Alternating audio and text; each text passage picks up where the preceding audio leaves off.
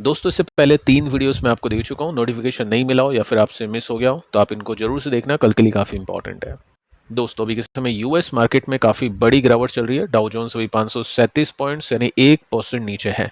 Gap down के साथ में ओपनिंग होती है और नेस्डे की बात करें तो 3% के आसपास की भी मंदी इसमें हो गई थी, 25,000 तक पहुंच गया था और अभी के समय 2.29% की गिरावट है, 600 पॉइंट्स के आसपास की मंदी है।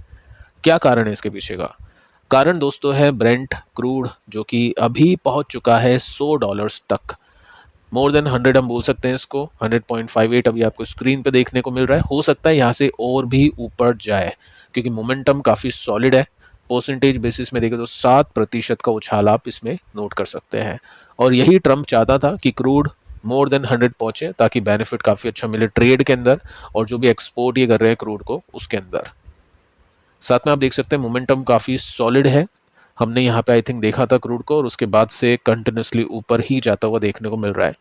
सो अगर ये 105 तक पहुंचा तो फिर मार्केट और भी खराब परफॉर्म करेगा। इंडियन मार्केट सबसे ज़्यादा बुरी सिचुएशन में पहुंचेंगे और क्रूड इसी तरह से 100 के ऊपर बंद होता है तो डेफिनेटली कल हमको 100% मार्केट में गिरावट देखने को मिलने ही वाली है। क्या कारण हो गया इसके पीछे का, उसको चेक करते हैं सबसे पहले। सो ऑयल प्राइस ऊपर है, $100 के ऊपर जा चुके हैं क्योंकि मिडिल ईस्ट में फ्रेश अटैक्स हुए हैं। जो अटैक मैंने आपको आज के फर्स्ट वीडियो में बताया था कि यमन के जो विद्रोही होते हैं उन्होंने अटैक किए सऊदी टैंकर्स के ऊपर और यूएस ने उसके बाद में और भी ज़्यादा अटैक्स कर दिए हैं ईरान के ऊपर।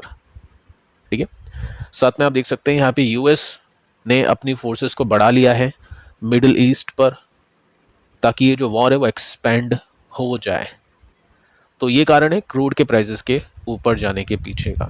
साथ में हम देखें गिफ्ट निफ्टी की क्या सिचुएशन है तो अभी 1% के आसपास डाउन है, 0.80% नीचे है।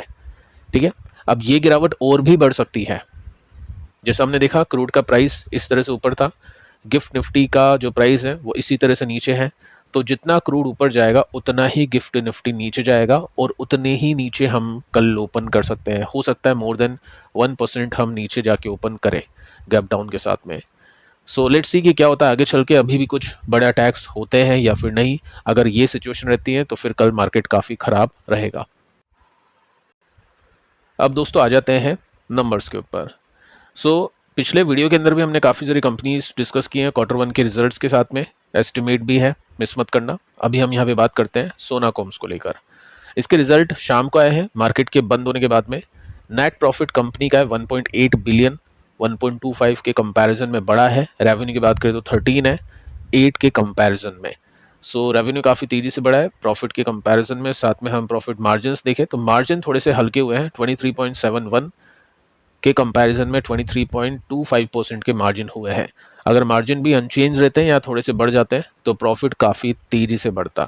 सो ग्रोथ परसेंटेज कैसा है? रेवेन्यू 52% के साथ में बढ़ा है, एबिटा 49% के साथ में, नेट प्रॉफिट 44% के साथ में बढ़ चुका है, मार्जिन 0.46% के साथ में डाउन है।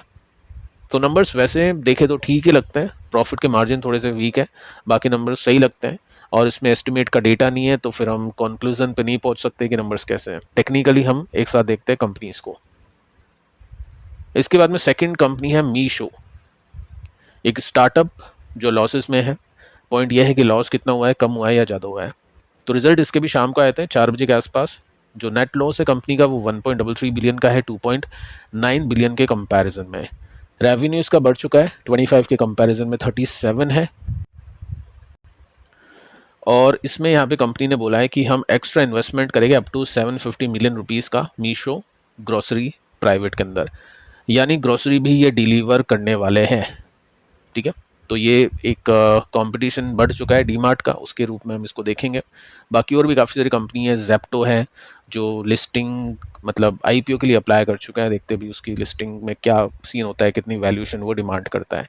फिलहाल हम परसेंटेज बेसिस में देखें तो रेवेन्यू 48% के साथ में बढ़ा, ये अच्छा माना जाता है। इतनी परसेंट की ग्रोथ अच्छी मानी जाती है किसी भी स्टार्टअप के लिए। सबसे बड़ी बात दोस्तों यह है कि लॉस इसका रिड्यूस हो चुका है 54% के साथ में। 54% का इम्प्रूवमेंट हमने देखा है यहाँ पे। ठीक है, 750 मिलियन का आपको ये मैं बता चुका हूँ। अब आते हैं कोफोर्ज पर। कोफोर्ज, परसिस्टेंट, ओएफएसएस, ये 3 कंपनीज हैं जो आईटी में काफ़ी अच्छा कर रही है। एआई में देखें तो E2E हम बोल सकते हैं, उसके साथ में नेटवेब बोल सकते हैं, अनंतराज हम बोल सकते हैं। ये कुछ कंपनीज है जो 5-6 कंपनीज है जो अच्छा कर रही है, बाकी कोई भी कंपनी अच्छा नहीं कर पा रही है। तो कोफोर्ज उनमें से एक है। अब देखिए शाम को एक न्यूज़ आती है कि कंपनी ने लॉन्च किया है neuron AI operating system for autonomous enterprises. इसका मतलब क्या है? एंथ्रोपिक काइंड ऑफ एक सॉल्यूशन या एक टूल इसने बनाया है जिसको लॉन्च भी कर दिया है। अब ये टूल क्या करेगा? ये वही काम करेगा जो IT कंपनीज अपने एम्प्लॉय से करवाती है। जो रिपीटेटिव टास्क होते हैं या जो छोटे टास्क होते हैं, ठीक है, वो जो टास्क होते हैं वो ये टूल इजीली कर लेगा विदाउट एनी एम्प्लॉय। सो काफ़ी अच्छी न्यूज़ है, देखते हैं कल इसको मार्केट किस तरह से देखेगा। अब दोस्तों सबसे इंपॉर्टेंट कंपनी जो कल IT सेक्टर के अंदर काफ़ी हल्ला मचा सकती है, कंपनी का नाम है इन्फोसिस। इसके रिजल्ट आज मार्केट के बंद होने के बाद में आए थे, ठीक है। गाइडेंस वगैरह सब कुछ चेक करते हैं, ADR भी देखते हैं कि अभी क्या चल रहा है। फिलहाल कंपनी का जो नेट प्रॉफिट है वो 77.69 बिलियन रुपीज़ का है। परसेंटेज में आई थिंक ये 10-12% की ग्रोथ है, लेकिन जो एस्टिमेट थी 79.03 की थी, यानी एस्टिमेट से थोड़े से कम है। इसके बाद में रेवेन्यू को देखने चले तो 482 का है, एस्टिमेट थी 484.3 की, यानी ये भी थोड़ा सा कम है। ज़्यादा कुछ खास डिप नहीं है लेकिन थोड़ा सा मिस है। साथ में मार्जिन को देखें तो एस्टिमेट थी 21.1, मार्जिन आ चुके हैं 21.08, तो कुछ खास ज़्यादा बड़ा गैप नहीं है इसके अंदर। उसके बाद में हम देखते हैं गाइडेंस कंपनी ने क्या कुछ कहा है।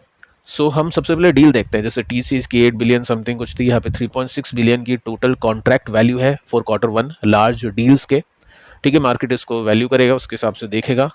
एग्जीक्यूटिव ने रिपोर्ट निकाली है कि वन टाइम रेवेन्यू इफेक्ट हुआ है क्लाइंट डिसीजन से इस क्वार्टर के अंदर, यानी अगले क्वार्टर में ऐसा कुछ नहीं होगा। जो थोड़ा सा रेवेन्यू एस्टिमेट से कम आया वो रीज़न उसका बता दिया। साथ में AI रेवेन्यू के अंदर कंपनी ने डबल डिजिट ग्रोथ देखी है फॉर मल्टीपल क्वार्टर्स, तो कोई बड़ी बात नहीं है, ये तो वैसे ही ट्रेंड के अंदर है तो आप निकालोगे ही। बट पॉइंट यह है कि AI का एक्सपोजर कितना है इन्फोसिस में, वो बहुत ही कम है, तो प्रॉफिट वैसे मल्टीपल या डबल डिजिट के साथ में नहीं बढ़ा पाया। आगे चलते हैं। TCS की तरह कंपनी ने भी प्लानिंग की है कि 6000 फ्रंटियर इंजीनियर्स आने वाले दिनों के अंदर तैयार किए जाएंगे। TCS अलग एक यूनिट बना रहा है, तो उसी बेसिस पे इन्फोसिस भी चल रहा है। साथ में आगे चलते हैं। कंपनी ने यह भी कहा है कि जो फोरकास्ट हम करने वाले हैं, जो गाइडेंस हम देने वाले हैं, वो इम्प्रूविंग इकोनॉमी, यानी जो देश की इकोनॉमी है उसके ऊपर डिपेंड करता है। तो currently not meeting expected levels, यानी इकोनॉमी अच्छा नहीं कर रही है तो फिर हम भी अच्छा नहीं कर पा रहे, और वैसे कोई एक्चुअल गाइडेंस कंपनी ने नहीं दी है, तो ये थोड़ा सा नेगेटिव है। साथ में आते हैं एक और बड़ी अपडेट को लेकर। हमने देखा HCL टेक की न्यूज़ आई थी कि वो डेटा सेंटर में एंट्री कर रहा है, स्टॉक गिर गया था। यहाँ पे कंपनी ने अनाउंस किया है कि हम अवॉइड कर रहे हैं एंटर करने के लिए डेटा सेंटर में अभी के समय, आगे कर देंगे तो अलग बात है, बट फिलहाल हम डेटा सेंटर के अंदर नहीं जा रहे हैं, ठीक है। तो ये सब अपडेट्स हैं, थोड़ा सा नंबर्स मैं बोलूँगा हल्के हैं, गाइडेंस भी कुछ खास मजबूत देखने को नहीं मिली है, डिप्लोमेटिक गाइडेंस इसने दी है। टेक्निकल्स पे आते हैं अब। सोनाकॉम्स नंबर्स अच्छे हैं, प्रॉफिट के मार्जिन थोड़े से कमज़ोर थे, बाकी स्टॉक निकल चुका है ऊपर रेसिस्टेंस पे, ब्रेकआउट या प्रॉफिट बुकिंग वाला लेवल है, एस्टिमेट का डेटा नहीं है, देखते हैं क्या होता है। इसके बाद में मीशो को देखें तो मीशो के अंदर अभी एक साइडवेज चल रहा है मामला, और नंबर्स मुझे अच्छे लगे, लॉसेस काफ़ी कम हुए, तो यहाँ से रेसिस्टेंस 20% का है, उसके बाद में 28% का है। सो अभी नहीं कह सकते हैं कि स्टॉक चलेगा गिरेगा, क्योंकि बाजार की एक्सपेक्टेशन का डेटा नहीं है, लेकिन नंबर्स मैं आपको बता चुका हूँ, लॉसेस 54% के साथ में इम्प्रूव कर चुके हैं। साथ में कोफोर्ज भी अभी रेसिस्टेंस पे है, ब्रेकआउट करता है तो फिर 30% का दरवाजा यहाँ पे ओपन हो जाएगा। नंबर्स गाइडेंस वगैरह सब चेक करेंगे आगे चल के, फिलहाल अभी यही अपडेट इसमें देखने को मिली है। इसके बाद में देखो इन्फोसिस का ADR क्या कहता है। ADR कहता है कि नंबर्स अच्छे नहीं है, ADR अभी फिलहाल 3% नीचे है। जो नंबर्स हमने देखे हैं एस्टिमेट से थोड़े से कमज़ोर हैं, उसके बेसिस पे ये परफॉर्म कर रहा है। काफ़ी नीचे चला गया था क्योंकि US मार्केट ही गिर गया था, नैस्डैक गिर गया था, लेकिन अभी ये रिकवर होने की कोशिश कर रहा है। देखते हैं 3% इन्फोसिस नीचे जाएगा या 2% जाएगा, फिलहाल नीचे तो जाएगा, और ट्रेंड भी अभी काफ़ी नेगेटिव है, कोई अप ट्रेंड इसमें नहीं है। गिनी चुनी 3-4 कंपनीज़ हैं जो एआई के ऊपर काम कर रही है इंडिया में और अच्छा परफॉर्म कर पा रही है। बाकी कंपनीज़ को अभी छोड़ने में ही भलाई है। देखते हैं इन कंपनीज़ में कब अच्छे नंबर्स आते हैं या कब गाइडेंस इंप्रूव होती है। बाकी कॉन्ट्रा बेट लेनी होगी तो फिर तो अच्छे लेवल्स हैं, बट उसमें कितना पेशेंस रखना पड़ेगा, कितने साल कितने क्वार्टर रुकने पड़ेंगे, उसका कोई भी आइडिया नहीं है। तो फिलहाल इस वीडियो में इतना ही। पिछले 3 वीडियोज़ आप देख लेना। मिलते हैं कल, तब तक के लिए शुभ रात्रि।